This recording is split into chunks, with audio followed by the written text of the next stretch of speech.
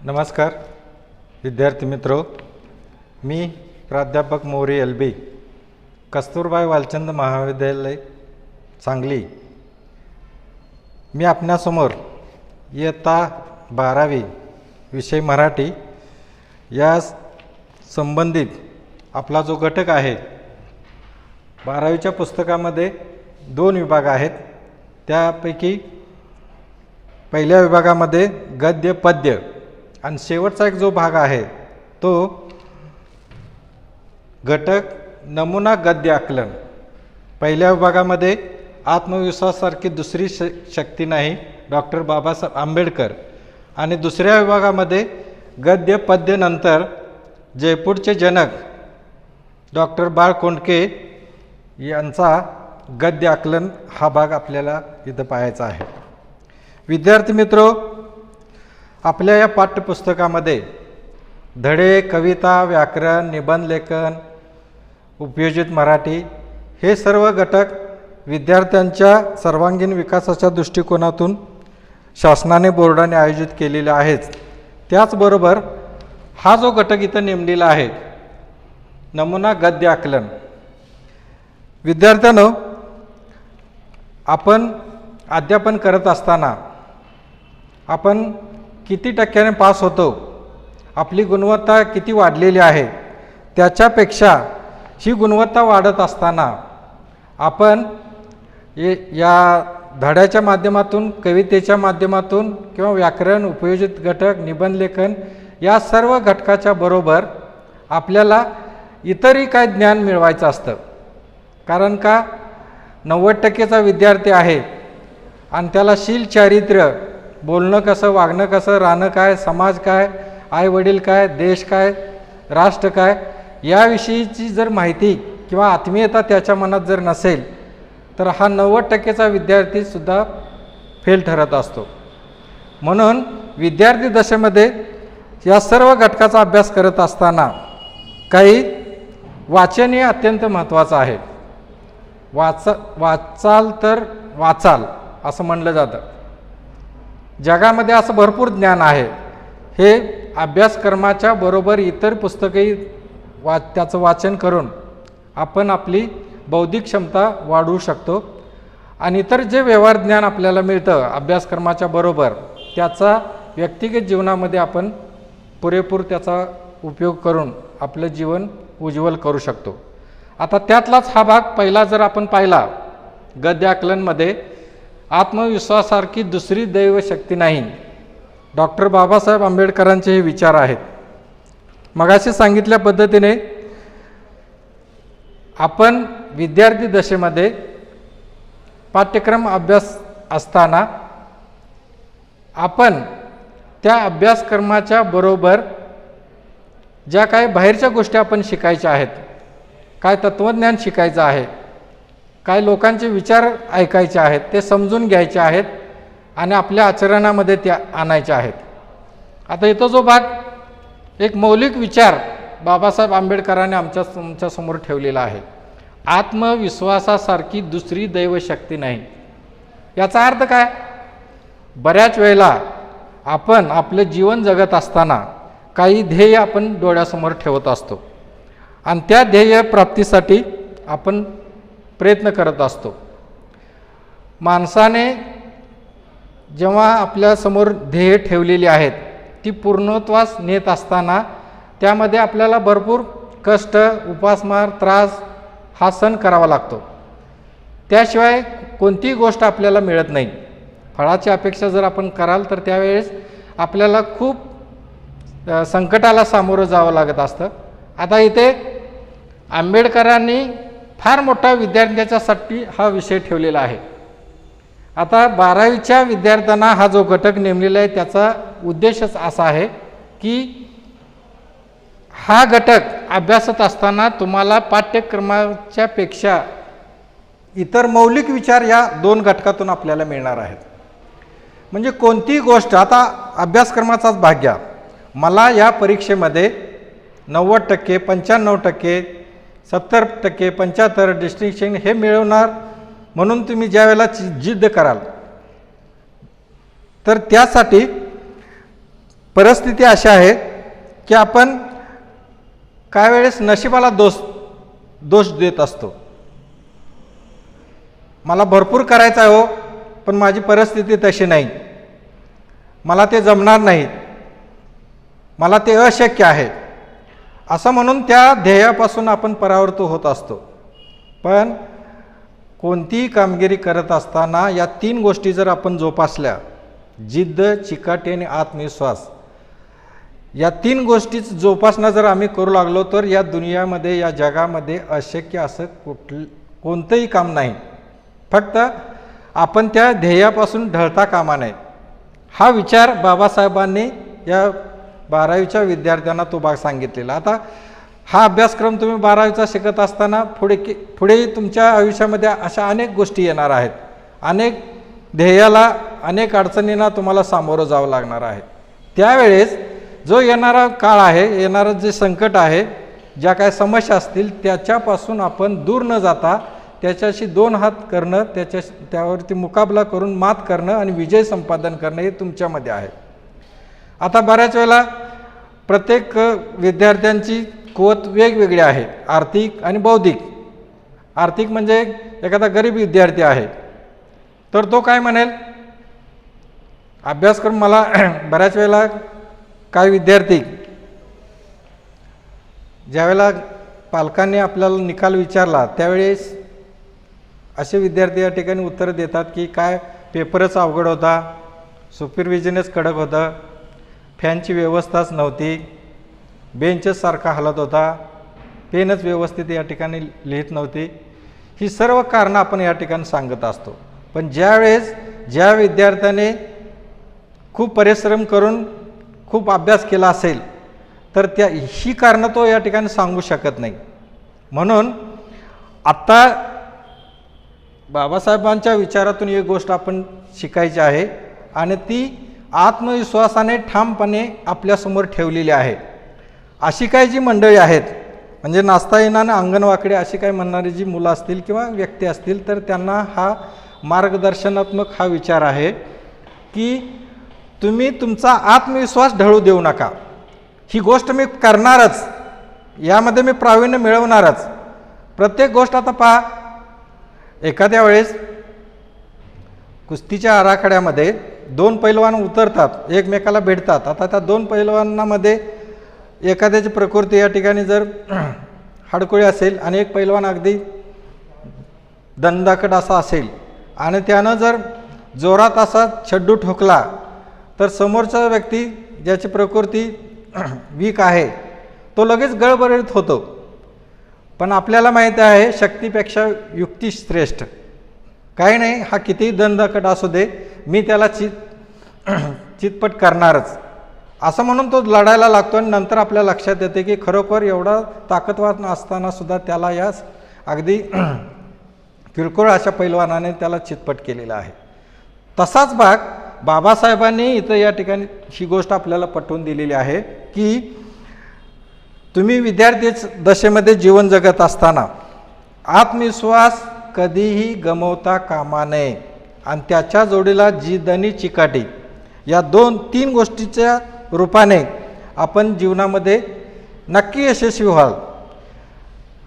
मनामध्ये निश्चय या ठिकाणी केला की आपण सहज प्रयत्न करू लागले की आपल्याला या ठिकाणी मार्ग सापडतात.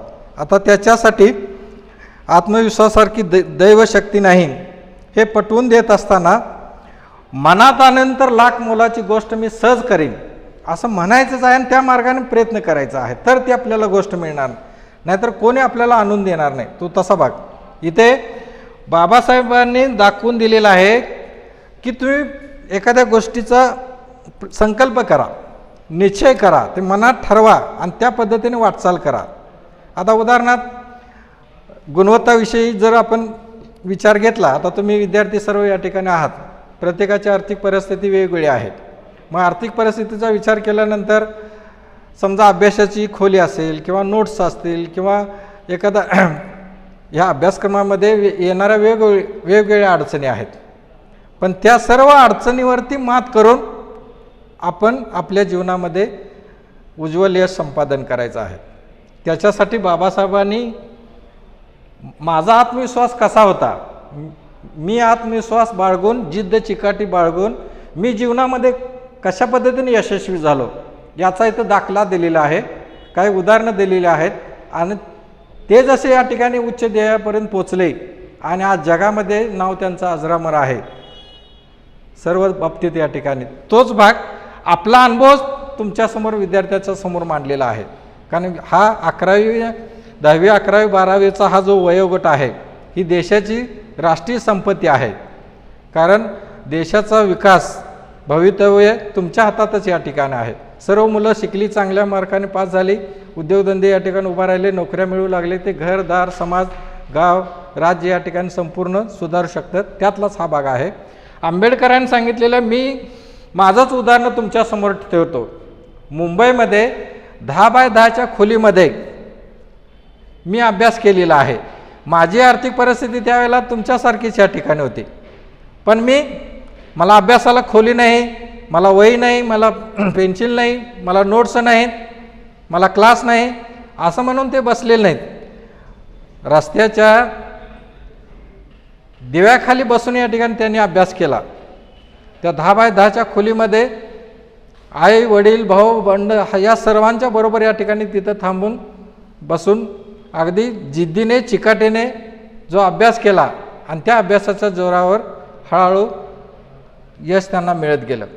त्याच्यासाठी दुसरे एक उदाहरण त्यांनी सांगितलेलं आहे की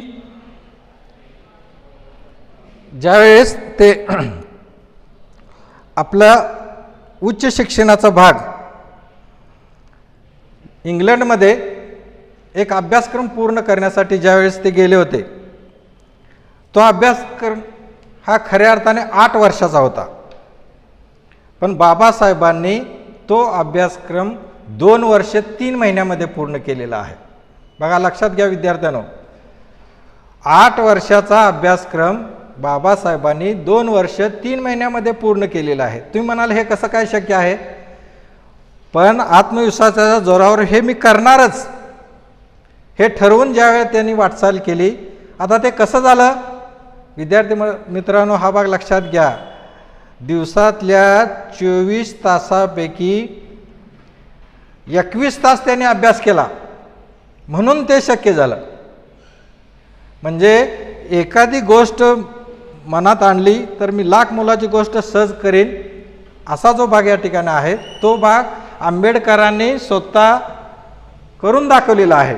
8 वर्षाचा अभ्यासक्रम 2 वर्ष 3 महिन्यामध्ये या ठिकाणी जो पूर्ण केलेला आहे त्याच्यासाठी त्यांना दिवसातले 21 तास म्हणजे 24 तासापैकी 21 तास त्यांनी पूर्णपणे अभ्यासक्रम पूर्ण केलेला आहे. म्हणजे याचा अर्थ काय? आता आपली काय मुलं या ठिकाणी असं म्हणत असतात की मला क्लास नाही, मला नोट्स नाही, मला अभ्यासाची स्वतंत्र सोय नाही. आत्ता तर खऱ्या अर्थाने तुम्ही विद्यार्थी भाग्यवान आहात. आज टेक्नॉलॉजीच्या माध्यमातून किंवा आर्थिक परिस्थिती वगैरे बऱ्यापैकी या ठिकाणी आहे. आत्ता तर आपल्याला सहज शक्य आहे. का? उदाहरणार्थ लक्षात घ्या, त्या काळी तशी परिस्थिती नव्हती.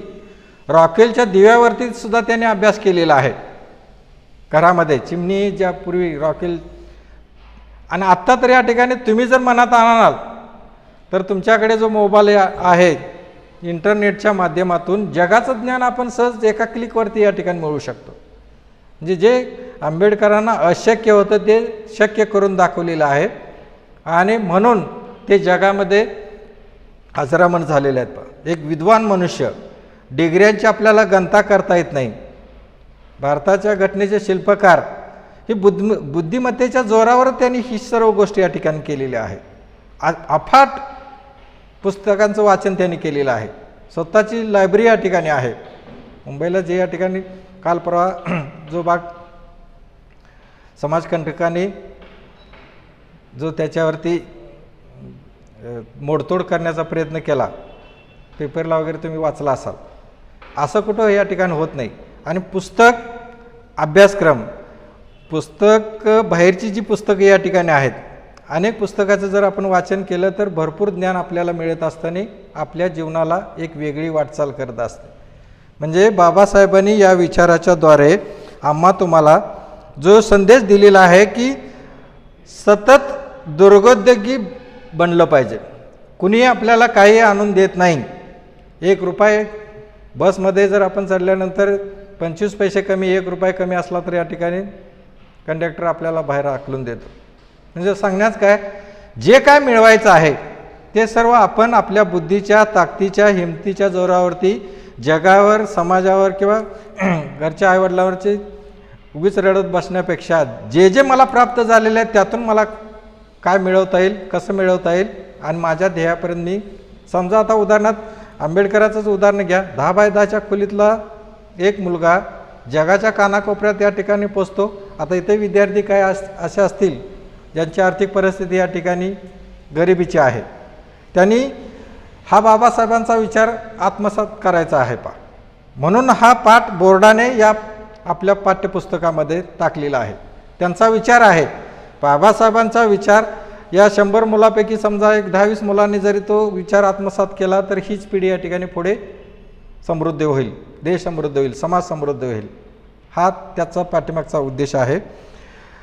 आणि कोणतीही गोष्ट प्रत्येकाने आता एक लक्षात घ्यायचं की आपल्या शारीरिक क्षमतेनुसार, बौद्धिक क्षमतेनुसार आपल्याला जे जे मिळवणं शक्य आहे ते आपण मिळवणंच आपलं हे कर्तव्य आहे आणि मी ते मिळवणारच. शिवाजींचं आपल्याला उदाहरण त्यासाठी सांगता येईल.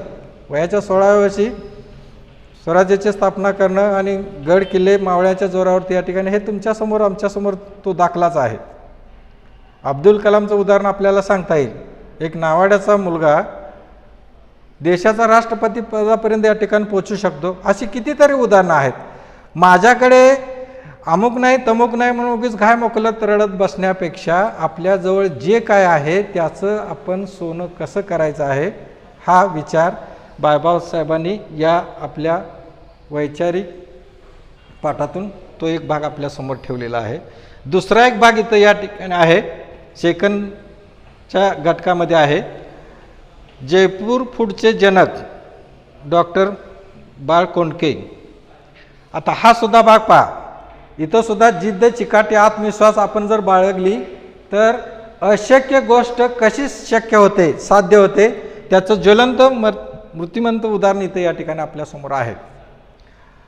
पूर्वी एक चित्रपट आलेला होता, तुम्हाला सर्वांना, तुम्ही पाहिला की नाही मला माहीत नाही.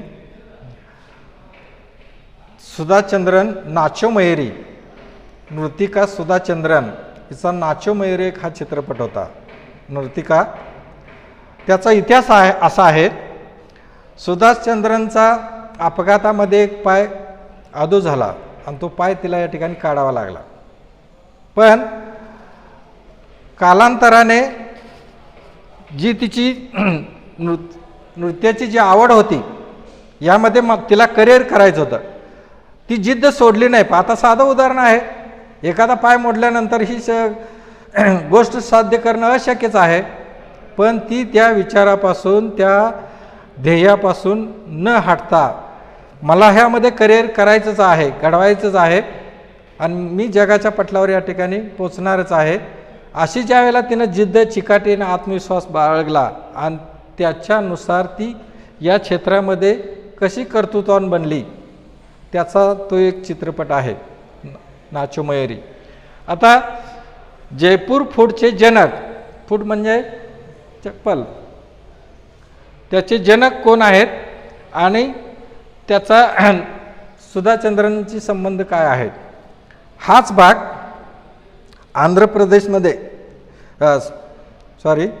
जयपूरमध्ये डॉक्टर प्रमोद किरण सेठी हे डॉक्टर आपल्या हॉस्पिटलमध्ये जे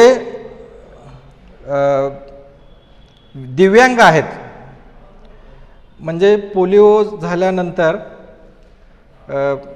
खालचे पाय या ठिकाणी जातात, उभा राहता येत नाही, म्हणजे अपंगत्व त्यांना येतं. मग आता लक्षात घ्या, पूर्णपणे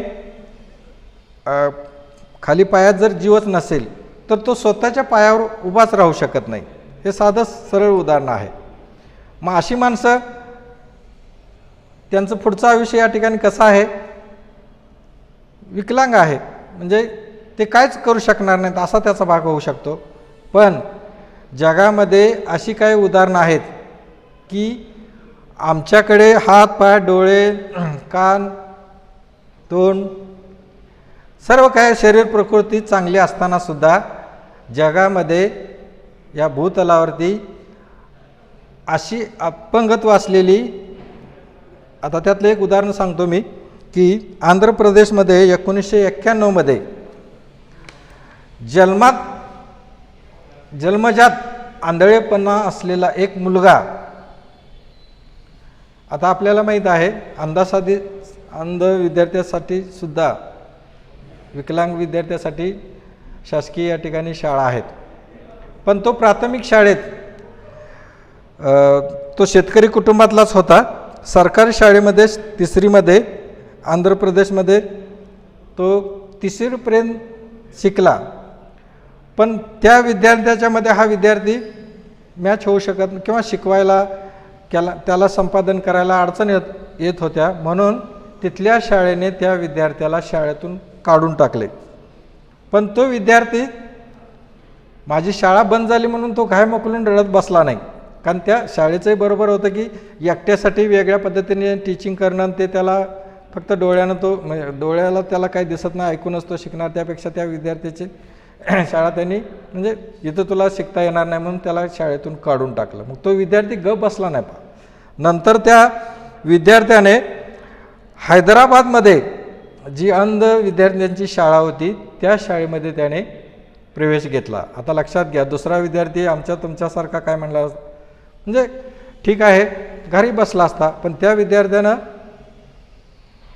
त्या हैदराबादमध्ये असलेल्या अंध विद्यार्थ्यामध्ये प्रवेश घेतला. आणि तुम्हाला सांगायला आश्चर्य वाटेल, तो विद्यार्थी 10वीच्या परीक्षेमध्ये टॉपर म्हणून उत्तीर्ण झाला. हे मी का सांगतो पाहू, सुधाचंद्रन किंवा बाबासाहेबांनी ही काय सर्व उदाहरणं सांगितली, त्याच तोडीचं हे उदाहरण आहे. त्यातून आपण काहीतरी प्रेरणा घ्यायची आहे.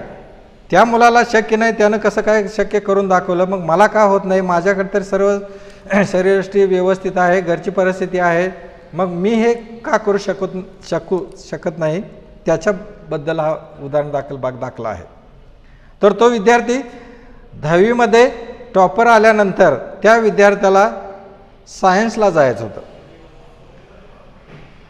परंतु तिथल्या शाळेने त्याला प्रवेश घेता येत नाही, तुला 12वीला इथे सायन्सला प्रवेश मिळू शकत नाही म्हणून त्याला प्रवेश नाकारला.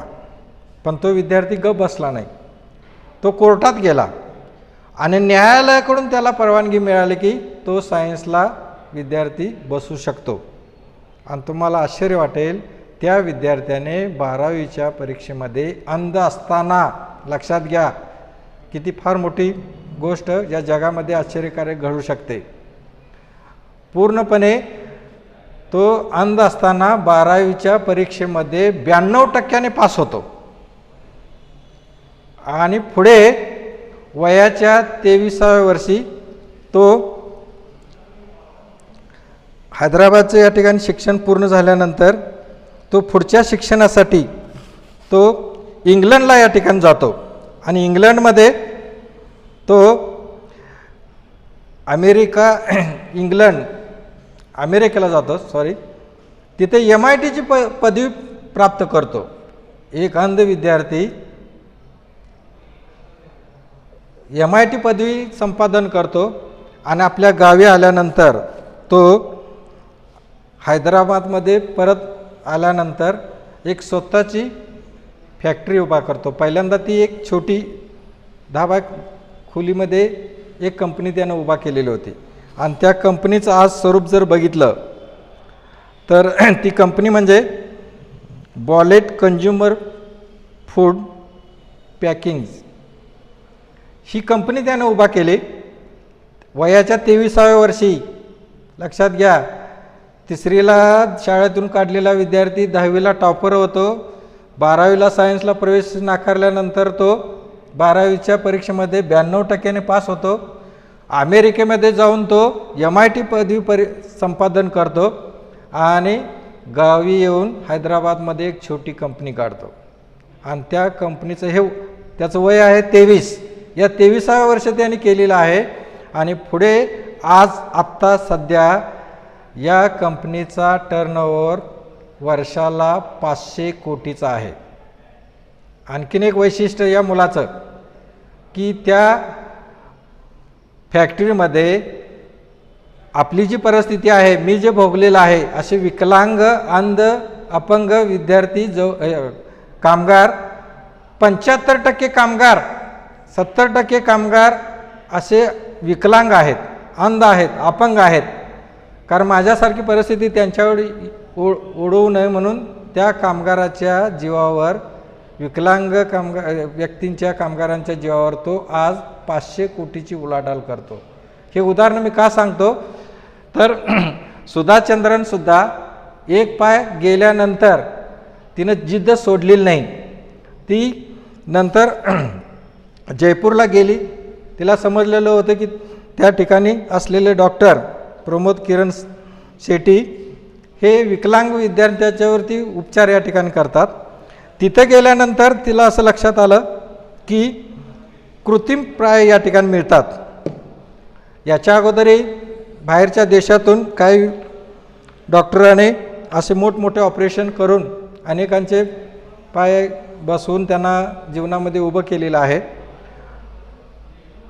त्या ठिकाणी जयपूरमध्ये डॉक्टर प्रमोद शेट्टी यांच्या असं लक्षात आलं की त्यांच्या भागामध्येच पंडित रामचरण शर्मा या नावाची व्यक्ती, हे कलाकार, विविध प्रकारचे साधने त्यांनी केलेली होती. म्हणजे आता खेळणी वगैरे कशी लाकडाची केली जातात वगैरे या पद्धतीने त्यांना त्यांनी बोलवून घेऊन आपल्या दवाखान्यात बोलवून घेतलं आणि अपंग आणि दिव्यांग मुलासाठी जशी वेगवेगळी साधनं तुम्ही तयार करतात त्या पद्धतीने मला तुमच्याकडून असे साधने हवे आहेत, पाय कृत्रिम पाय, की ज्या पायावरती हे विकलांग मुलं या ठिकाणी उभा राहू शकतील.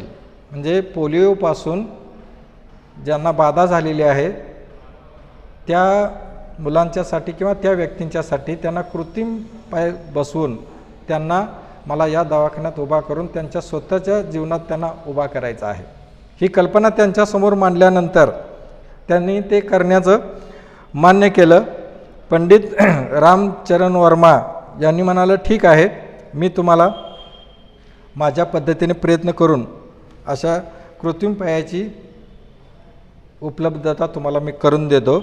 आणि त्यांनी व्हल्कनाइड रबर आणि लाकूड या वस्तूपासून कृत्रिम पाय तयार केला आणि त्या पायाचं रोपण सुधा चंद्रनना या ठिकाणी करण्यात आलं. त्या पायाचं रोपण झालं आणि नंतर त्या पायावरती म्हणजे कृत्रिम पायावरती सुधा चंद्रन हिने आपल्या त्या करिअरमध्ये आपल्याला जे स्वतःला घडवून घेतलेलं आहे, जगामध्ये ती अजरामर झालेलं पाय नसतानासुद्धा या क्षेत्रामध्ये करिअर करू शकणारी ही जगाच्या पटलावर जग जाहीर अशी ती नर्तिका सुधा चंद्रन.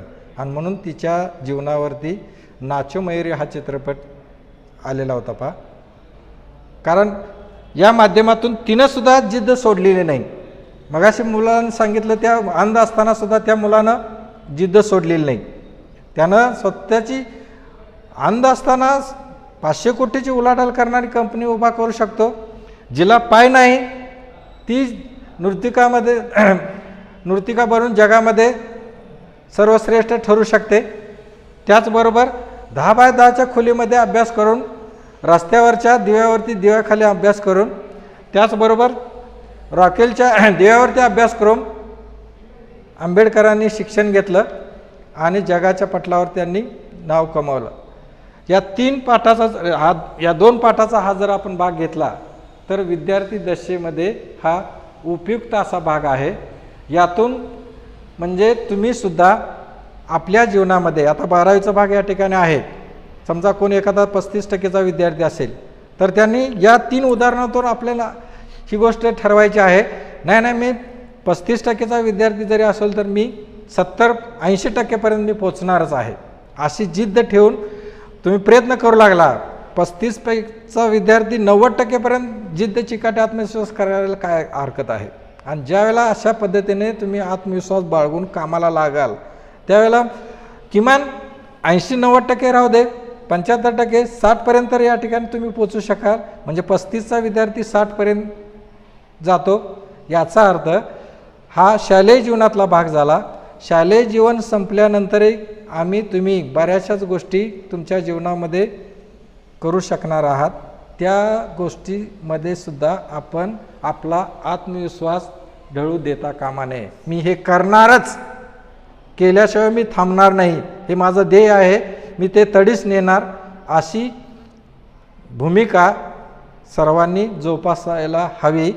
असा विचार या 2 पाठाच्या माध्यमातून आपल्यासमोर ठेवलेला आहे.